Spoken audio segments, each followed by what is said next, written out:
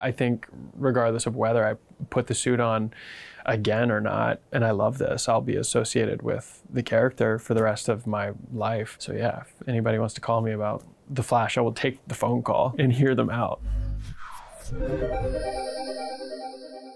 I was cast September, it was a Friday the 13th. So it was September, which is now my lucky day. So it was September 13th, 2013. And then the first Arrow episode I shot was in October of that year, I think.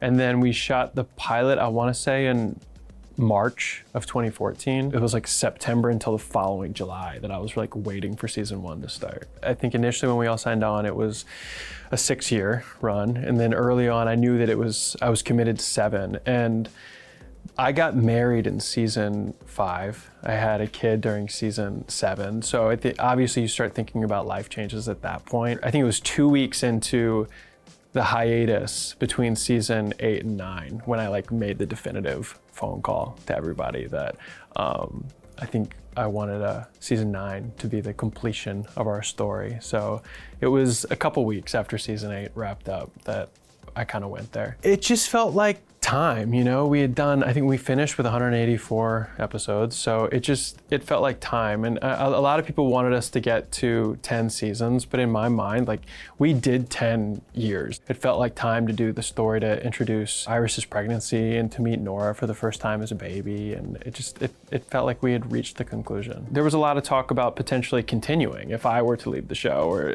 I didn't know what they were gonna do. I just knew it was time for me to step away, have more time with my family after season 9 and just enter this next, chapter of my life. And I didn't know if they'd try to keep it going. I didn't know if there was gonna be a spinoff.